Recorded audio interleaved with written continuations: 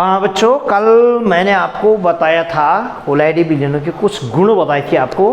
गुणों में एक गुण बताया था मैंने आपको, जो पहला गुण बताया था वो बताया था टिंडल प्रभाव। दूसरा बताया था मैंने, जो दूसरा गुण बताया था वो बताया था आपको ब्राउनी गति। आज जो मैं तीसरा गुण आपको बताने वाला हूँ वो गुण है वैद्युत कण संचलन, बोल दी जिसको बोलते हैं इलेक्ट्रोफोरेसिस। वैद्युत कण संचलन भी उसी को कहते हैं और धन कण संचलन भी उसी को कहते हैं। ठीक, अब देखो बच्चों, कोई भी कोलाइडी विलयन है उस पर धनावेश या ऋणावेश होता है। कैसे हम प्रूव करेंगे भाई धन और ऋणावेश होता है? कोलाइडी विलयन पर, कोलाइडी कणों पर क्या होता है? धन और ऋणावेश होता है। कैसे हम प्रूव करेंगे? देख लो, जब किसी कोलाइडी विलयन को वैद्युत क्षेत्र में रखा जाता है, वैद्युत क्षेत्र में रख दिया है। देखो, एक कोलाइडी विलयन है, एक यू टाइप की नली ले रखी है हमने। यू टाइप की जो नली है, कांच की नली है, उस पर दो इलेक्ट्रोड लगा के, एक कैथोड लगा कर एक एनोड। देख लो, एक पॉजिटिव और एक नेगेटिव। ठीक, इन इलेक्ट्रोडों को क्या जोड़ रखा हमने? बाह्य विद्युत स्रोत से जोड़ रखा है। नहीं है, कोई उच्च विभव स्रोत है, विद्युत स्रोत है, उससे जोड़ रखा है। इस यू टाइप की नली में हमने क्या भर रखा? पूरा कोलाइडी विलयन भर रखा है। ये पूरा जो भरा हुआ है बच्चों वो है कोलाइडी विलयन। अब कोलाइडी विलयन भरा है तो क्या होगा भाई? कोलाइडी विलयन भरा है हमने। ठीक, ये देखो, ये कोलाइडी कण है। अब देखो, कोलाइडी विलयन भरा हुआ है। जैसे हम यहाँ से क्या करेंगे? वैद्युत धारा प्रवाहित करेंगे बच्चों। तो वैद्युत धारा जैसे प्रवाहित करेंगे तो कोलाइडी कण क्या होंगे? वो विपरीत आवेश वाले इलेक्ट्रोड की ओर क्या करने लगते हैं? गति करने लगते हैं। यानी जो धनावेशित कण है वो ऋणावेशित इलेक्ट्रोड की ओर गति करने लगेंगे, और ऋणावेशित जो कण है वो धनावेशित इलेक्ट्रोड की ओर क्या करने लगते हैं? गति करने लगते हैं, और उस पर पहुंचकर उदासीन हो जाते हैं। देखो, यहाँ पर पहुंचे हो तो यहाँ पर क्या हो जाएंगे? उदासीन हो गए, और उदासीन होकर किस अवक्षेप बना देते हैं। ठीक, सपोज धनावेशित कण है और ऋणावेशित इलेक्ट्रोड की ओर देखो गति कर रहे हैं। यहाँ से देख लो, यहाँ से यहाँ आया और ऋणावेशित इलेक्ट्रोड पर क्या हुआ? उदासीन हो गया। नहीं है, धनावेशित कण है तो ऋणावेशित क्या होगा?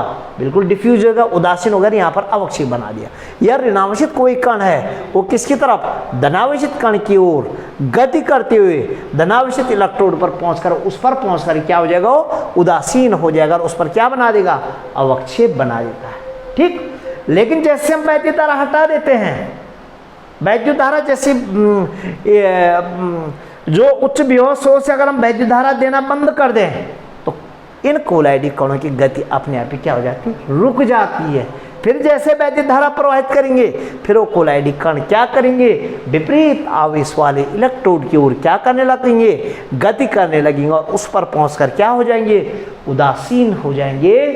नहीं है, कोलाइडी कणों की विद्युत शक्ति के बल पर, विद्युत शक्ति के बल पर हो रहा है, विद्युत शक्ति के बल पर इस प्रकार का गमन जो कहलाता है वो कहलाता है वैद्युत कण संचलन। इसलिए इसका नाम पड़ा, क्या लिखा हुआ है? वैद्युत कण संचलन।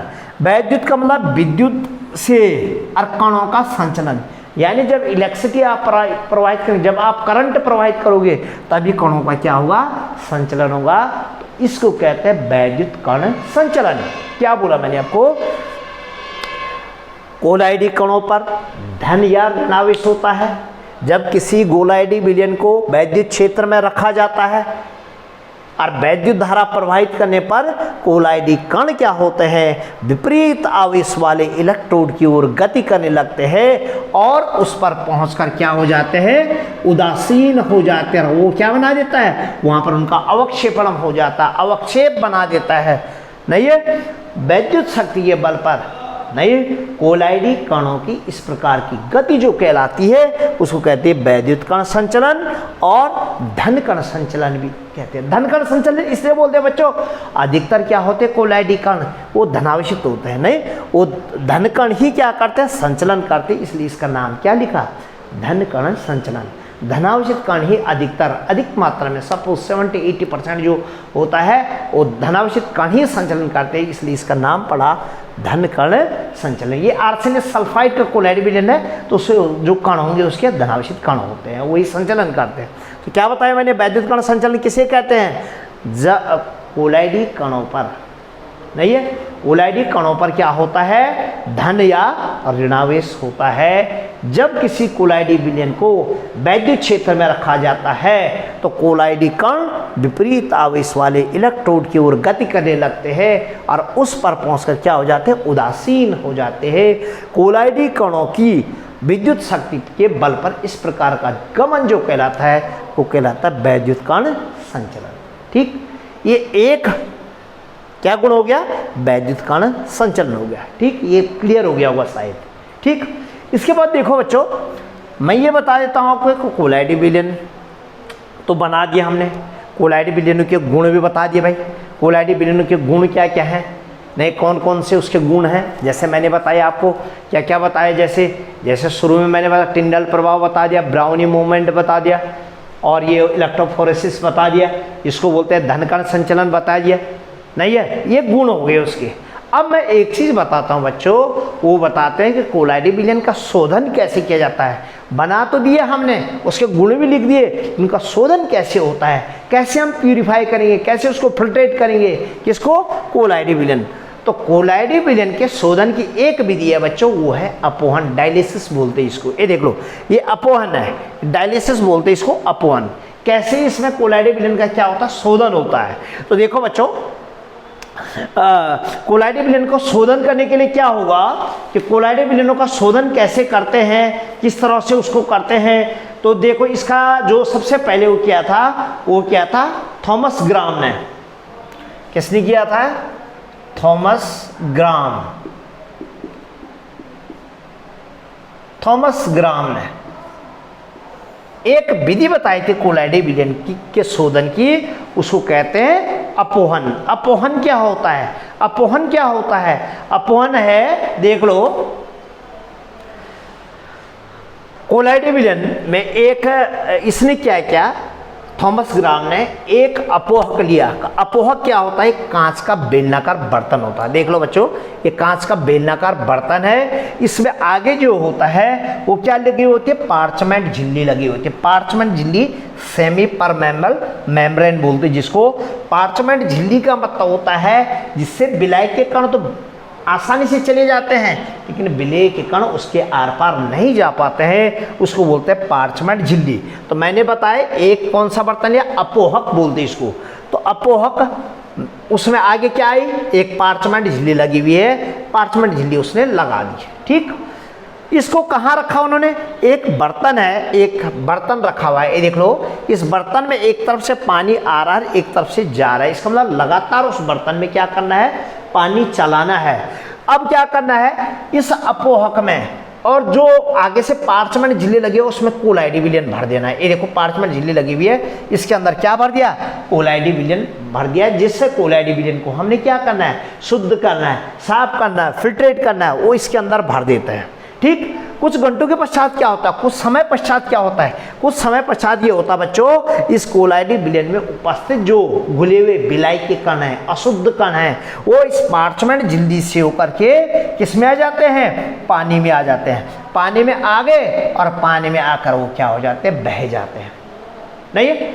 और कुछ समय पश्चात 2-4 घंटों के पश्चात क्या हो जाता है, इस पार्चमेंट झिल्ली के अंदर सिर्फ कोलाइडी कण ही क्या रहते हैं, शेष रहते हैं। इसको कहते हैं अपोहन, जिसको डायलिसिस बोलते हैं। क्या बोलते हैं हम, डायलिसिस। मैंने क्या बताया तुमको, एक इसमें क्या होता है, कांच का एक बेलनाकार बर्तन होता है और जिसमें आगे क्या लगी होती है, एक पार्चमेंट झिल्ली लगी होती है, और इस कांच के बेलनाकार बर्तन अपोहक को, जिसको अपोहक कहते हैं, अपोहक के आगे पार्चमेंट झिल्ली लगी होती है जिसमें क्या भरा होता है, कोलाइडी विलयन भरा होता है। इसको कांच की द्रोणिका से एक पात्र में टांग देते हैं, जिस पात्र में क्या होता है, पानी एक तरफ से आता है, एक तरफ से क्या हो जाता है, निकल जाता है। ठीक, इस पार्चमेंट झिल्ली के अंदर शुद्ध किया जाने वाला कोलाइडी विलयन भरते हैं। कोलाइडी विलयन भरने के बाद क्या होता, कुछ घंटों के पश्चात हम देते हैं कि जो अशुद्धियां होते, कोलाइडी विलयन में उपस्थित अशुद्धियां हैं, विलायक के कण हैं, वो कहाँ जाते हैं, पानी में आ जाते हैं और पानी में बह करके निकल जाते हैं। और कुछ समय पश्चात सिर्फ पार्चमेंट झिल्ली के अंदर शुद्ध कोलाइडी विलयन ही शेष रह जाता है, शुद्ध कोलाइडी विलयन शेष रह जाता है, नहीं, शुद्ध कोलाइडी कण शेष रह जाता है। इस विधि को कहते हैं क्या, अपोहन, डायलिसिस। ठीक है। तो ये है कोलाइडी विलयन के शोधन की विधियाँ। तो एग्जाम में बच्चों इन दोनों में से मैंने बताया तुमको, ये भी आता है वैद्युत कण संचलन, और एक अपॉन डायलिसिस बता दिया मैंने तुमको कि डायलिसिस कैसे होता है। ठीक, डायलिसिस जो मनुष्य का होता है सेम वही प्रोसेस है उसका भी। तो इसमें क्या होता है, उसमें फिल्ट्रेट करते हैं, किडनी में नहीं होता है जो यूरिन है उसको फिल्ट्रेट करते हैं, इसमें कोलाइडी विलयन हमने फिल्ट्रेट कर दिया, नहीं है उसको पानी में चला देना है, नहीं आगे पार्चमेंट झिल्ली है, एक पात्र है जिसमें पानी भरा हुआ है, एक तरफ से पानी आ रहा है और दूसरी तरफ से निकल रहा है। इस पार्चमेंट झिल्ली के अंदर क्या होता है, कोलाइडी विलयन भरा हुआ है। तो अशुद्धियाँ क्या होती है, कुछ घंटों के पश्चात पानी में बह जाती है और कुछ घंटों के पश्चात सिर्फ पार्चमेंट झिल्ली के अंदर शुद्ध कोलाइडी विलयन, शुद्ध कोलाइडी कण शेष रह जाते हैं और हमें शुद्ध कोलाइडी विलयन प्राप्त हो जाता है। इस विधि को कहते हैं कौन सी विधि, अपोहन।